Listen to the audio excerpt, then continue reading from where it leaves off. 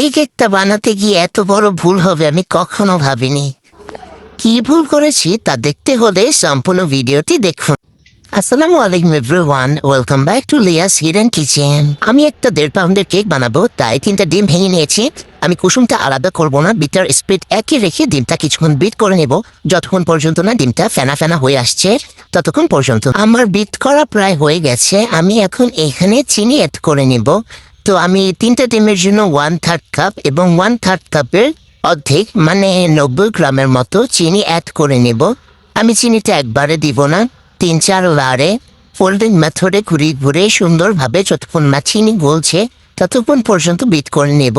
আর একটা কথা, এখানে যাদের চিনি গলতে সময় নেয় তারা চিনিটা ব্লেন্ড করে মানে পাউডার সুগার যেটাকে বলে সেটা ইউজ করতে পারেন। আমার বিট করা প্রায় শেষের দিকে শেষ হয়ে গেছে, তো আপনাদের দেখিয়ে দিচ্ছি ঘনত্বটা ঠিক কেমন হবে। ভিডিওটা দেখে বুঝতে পারছেন ব্যাটারটা ঠিক কেমন হবে।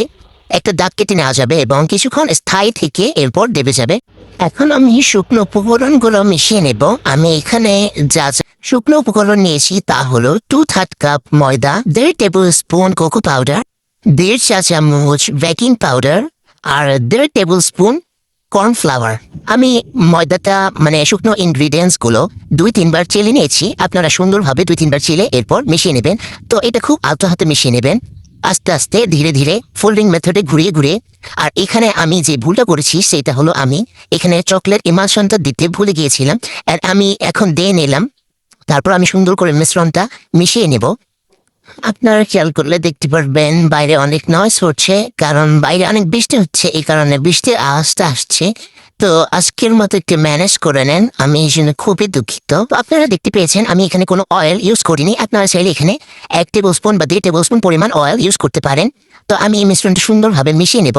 তো এখানে কি হয়েছে, আমি বিট করে নিয়েছিলাম, তারপরে আমার ফুমি ফুমি যে একটা ভাব আছে সেটা নষ্ট হয়ে গেছে। আপনারা কখনো শুকনো ইনগ্রিডিয়েন্টস দেওয়ার পরে বিট করে নেবেন না, তাহলে স্পঞ্জ কেকের যেই টেক্সচারটা সেটা নষ্ট হয়ে যাবে আর অনেকটা শক্ত হয়ে যাবে।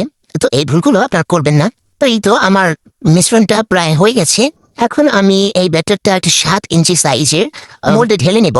অ্যান্ড আমি নিচে একটা বেকিং পেপার দিয়ে তেল ব্রাশ করে নিয়েছিলাম, তারপরে ড্যাব ড্যাব করে নিলাম। আমি কেকটা বেক করে নিয়ে এসেছি, দেখতে পাচ্ছেন আমার কেকটা কেমন হয়েছে। আমি ডিমোল্ড করে একটু দেখিয়ে দিচ্ছি। আমার কেকটা আলহামদুলিল্লাহ ভালো স্পঞ্জ হয়েছে, বাট একটু হার্ড হয়েছে নর্মাল কেকের তুলনায়। তো আজকে এই পর্যন্ত, দেখাবেন নেক্সট কোনো ভিডিওতে। আল্লাহ হাফেজ।